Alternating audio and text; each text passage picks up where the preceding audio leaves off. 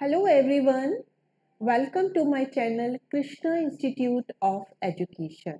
This is Dr. Chavigar and today I will deliver my lecture on CGPA that is called Sanchey Grade Bindu Author. हमारा BEd में subject होता है assessment for learning. बच्चों को ये बहुत difficult subject लगता है। बच्चों को बुक से पढ़ के तो बिल्कुल समझ नहीं आता है। मैं असेसमेंट फॉर लर्निंग पे बहुत सारे लेक्चर बना रही हूँ, तो इसलिए आप मेरे चैनल को सब्सक्राइब ज़रूर कर लीजिए ताकि आपको जैसे ही कोई नया वीडियो लेक्चर आता है तो आपको उसका नोटिफिकेशन मिल जाए। तो जो सीजीपीए है वो एक बहुत इम्पॉर्टेंट टॉपिक है और जनरली एग्ज़ाम में पूछा जाता है। मैंने बहुत इजी लैंग्वेज में आपको सीजीपीए समझाया है जिससे कि आराम से आप एग्ज़ाम में इस क्वेश्चन को अटैम्प्ट करें और बहुत अच्छे मार्क्स लेकर आए। तो सबसे पहले मैं बताऊंगी कि सीजीपीए होता क्या है। देखिए, दो तरीके होते हैं। या तो आपको जो है मार्क्स मिलते हैं, जैसे आपने देखा आपके 500 में से 400 मार्क्स आए फाइनल एग्जाम में, तो आप कहते हैं कि भाई मेरी ये परसेंटेज आई है या ये परसेंटेज आई है। लेकिन कभी कभी आपको मार्क्स ना मिलके सिर्फ ग्रेड दिए जाते हैं, 0 grade, A B C D. तो जब आपको मार्क्स ना देके ग्रेड देते हैं तो उसको बोलते हैं हम सीजीपीए। जैसे 10th में आपने देखा होगा आजकल बच्चों को ग्रेड ही मिलते हैं, तो जिसे हिंदी में हम संचय ग्रेड बिंदु औसत भी कहते हैं। अब इसे क्यूमुलेटिव या संचय क्यों बोलते हैं? क्योंकि आपका जो भी एग्ज़ाम होता है, जैसे आप स्कूल में देखेंगे तो आपका ज़्यादातर 3 मंथ के बाद एक एग्ज़ाम होता है, फिर एक हाफ ईयरली होता है, फिर फाइनल होता है।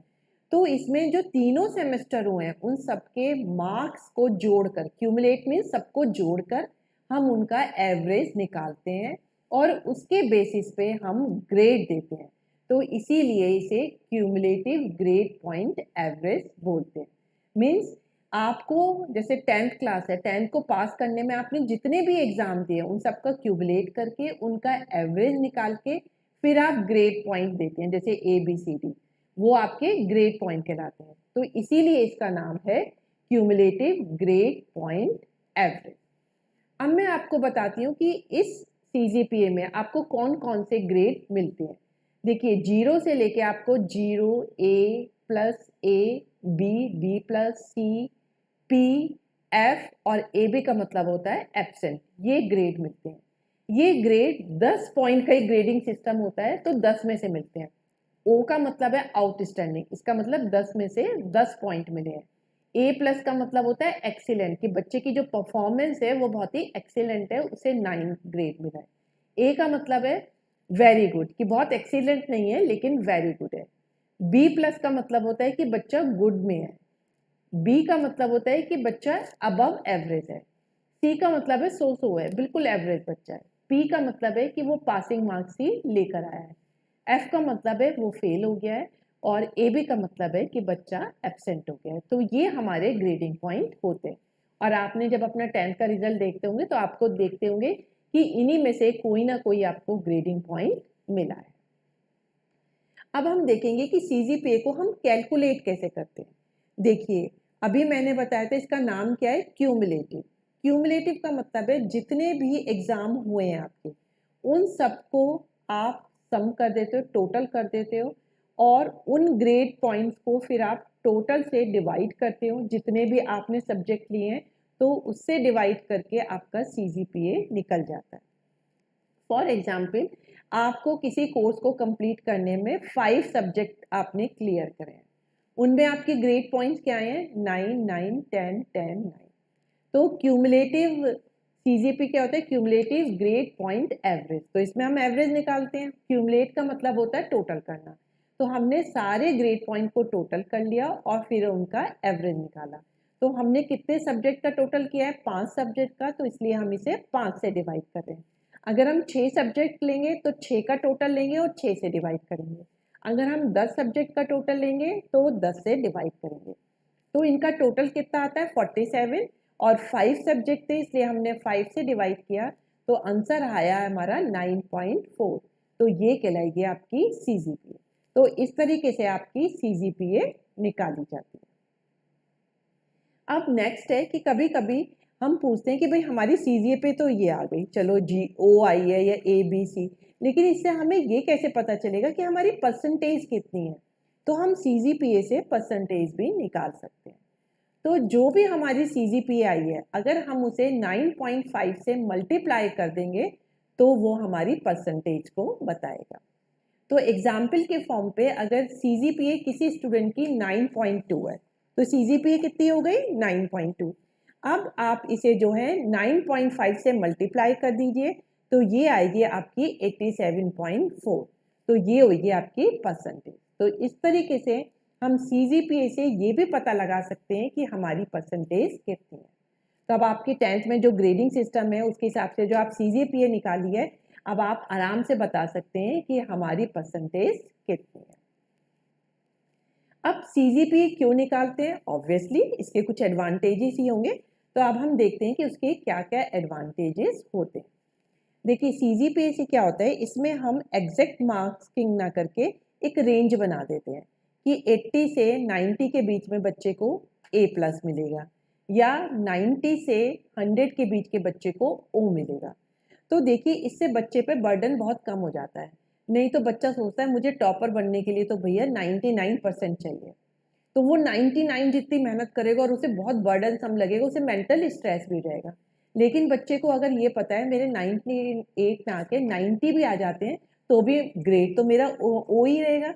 तो अगर किसी के 90% आए हैं उसका भी ग्रेड ओ है, अगर किसी के 92 आए हैं उसका भी ग्रेड ओ है। तो इससे बच्चों के ऊपर बर्डन कम होता है, उन्हें मेंटल स्ट्रेस कम होता है। नेक्स्ट है, ये बच्चे को बहुत ज़्यादा इनकरेज करता है। देखिए अगर बच्चे को ये लग रहा है मेरे को 98% लेके आना है, वो तो उसे थोड़ा डिफिकल्ट वर्क लगेगा। लेकिन अगर उसे लगता है मैं 92% तो आराम से लेके आ सकता हूँ और मेरी ग्रेडिंग तो ओ ही होगी और 98% वाले के बराबर में होगी, तो इससे बच्चा और पढ़ने के लिए एनकरेज होता है। फिर ये क्या होता है, बराबर के नियम लागू करता है। इसमें हर एक के लिए सेम नियम है। ये नहीं है कि किसी बच्चे के लिए अलग, किसी बच्चे के लिए एक रेंज दे दी गई है। अगर आपके इस रेंज में मार्क्स आते हैं तो आपको उसी के हिसाब से अपनी कैटेगरी मिल जाएगी। नेक्स्ट है, it boost the moral of student. इससे बच्चों का हौसला बहुत बढ़ता है। देखिए बहुत से बच्चे बहुत ज़्यादा मेहनत नहीं कर पाते हैं या बहुत ज़्यादा स्टडी में इंटरेस्ट नहीं होता, लेकिन अगर उन्हें पता है कि मैं 81 भी ले आया तो भी मैं A+ की कैटेगरी में आ जाऊंगा, तो वो बच्चों का हौसले को बढ़ाए रखता है और उन्हें मेंटल टेंशन थोड़ी कम देता है। नेक्स्ट है, it is helpful for admission in higher studies. देखिए आजकल जब हायर स्टडीज़ के लिए जाते हैं तो वो आपके मार्क्स ना पूछ के आपसे CGPA पूछता है। तो इसीलिए 10th में भी CGPA है और हमें हायर स्टडीज़ के लिए CGPA में अपने मार्क्स को कन्वर्ट करना पड़ता है। तो जब आप हायर स्टडीज़ के लिए जाते हैं तो अगर आपके जो रिज़ल्ट है वो CGPA पे बेस्ड है तो आपको एडमिशन में भी ईजी हो जाता है। नेक्स्ट है, ये एम्प्लॉय के पॉइंट में भी बहुत हेल्पफुल होता है।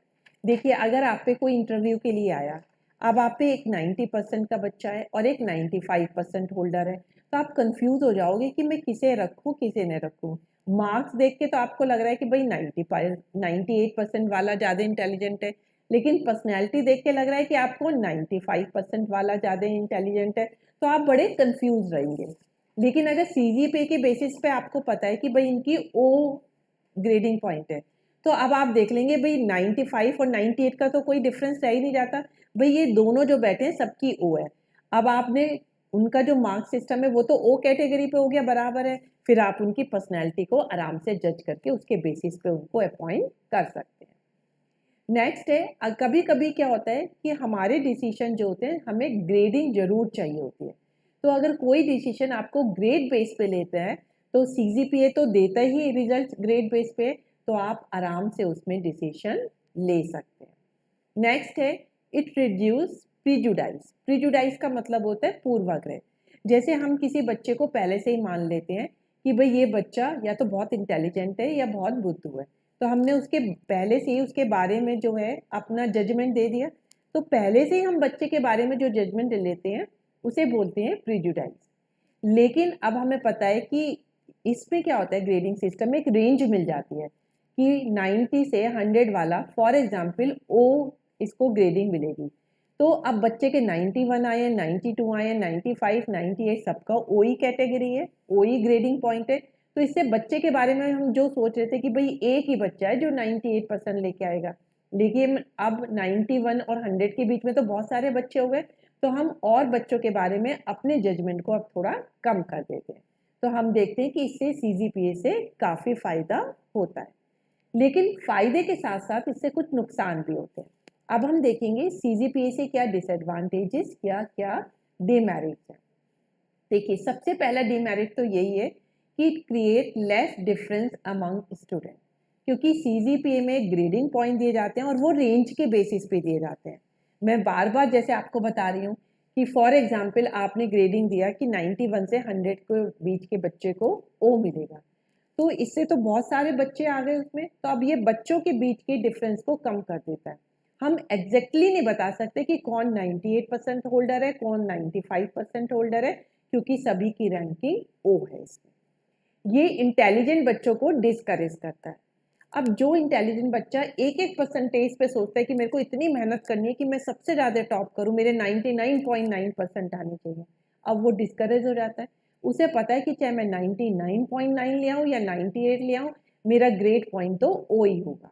तो इससे वो बच्चा कम पढ़ना शुरू कर देता है। नेक्स्ट है डिक्रीज इन स्टडी। जैसे मैंने बताया कि इंटेलिजेंट स्टूडेंट अब थोड़ा कम पढ़ना शुरू कर देगा, वो सोचेगा भाई इतना पढ़ के भी क्या करना, ग्रेडिंग तो मेरी 91 के बराबर ही आनी है, तो इसलिए वो पढ़ने में कमी कर देते हैं। नेक्स्ट है, ये जो लास्ट आपका फाइनल सेमेस्टर होता है उसकी एग्जामिनेशन में ज़्यादा मेहनत करने से आपको डिस्करेज करता है। आपको पता है कि CGPA का मतलब क्या होता है, क्यूमुलेटिव। पहला वर्ड ही क्या है, क्यूमुलेटिव। क्यूमुलेटिव का मतलब है कि किसी कोर्स को करने के लिए जितने भी सेमेस्टर होते हैं सबके प्राप्तांकों का एवरेज लिया जाता है। लेकिन अगर आपके 4 सेमेस्टर हैं, आपके 3 सेमेस्टर में बहुत अच्छे मार्क्स आए हैं, आपको पता है अब उसके हिसाब से मेरे फाइनल सेमेस्टर में कम भी नंबर आते हैं मेरे, लेकिन मेरी ग्रेडिंग मेंटेन रहेगी, तो आप फाइनल सेमेस्टर के लिए बहुत ज़्यादा मेहनत नहीं करोगे। तो इस तरीके से ये फाइनल सेमेस्टर एग्जाम में मेहनत करने से आपको डिस्करेज करता है। और इसका लास्ट डिसएडवांटेजेस है कि ये स्टूडेंट्स के ट्रू पोटेंशियल को नहीं पहचान पाता। देखिए, ट्रू पोटेंशियल तो तभी आता है कि जब हमें परसेंटेज में मार्क्स पता हो। भाई जो 99.99% लेके आ रहा है वो बच्चा तो बहुत इंटेलिजेंट है ही, और जो 91 लेके आ रहा है, तो दोनों के बीच में आपके 9% का डिफरेंस है, तो वो थोड़ा सा कम पोटेंशियल रखेगा। लेकिन जब आप ग्रेडिंग सिस्टम देख रहे हो तो 91 से 100 के बीच में सबकी O ग्रेडिंग पॉइंट है, तो इससे बच्चे के ट्रू पोटेंशियल का पता नहीं चलता है। तो आई होप कि आपको बहुत क्लियर तरीके से पता चल गया होगा कि CGPA किसे कहते हैं, CGPA आप कैसे कैलकुलेट करते हैं, और CGPA से आप परसेंटेज कैसे निकालते हैं, और उसके मेरिट डिमेरिट क्या है। और जो आप CGPA से परसेंटेज निकालते हैं, ये बहुत सारे लोगों को नहीं पता होता। अगर अब आपको पता चल गया है तो आप आराम से लोगों को बता सकते हैं, और आप अपने 10th के जो CGPA है उसके बेसिस पे भी बता सकते हैं कि आपकी कितनी परसेंटेज है। आई होप कि आपको मेरा ये लेक्चर बहुत पसंद आया होगा, तो इसे अपने फ्रेंड्स के साथ शेयर करना बिल्कुल मत भूलिए। That's all for today lecture. Thank you very much.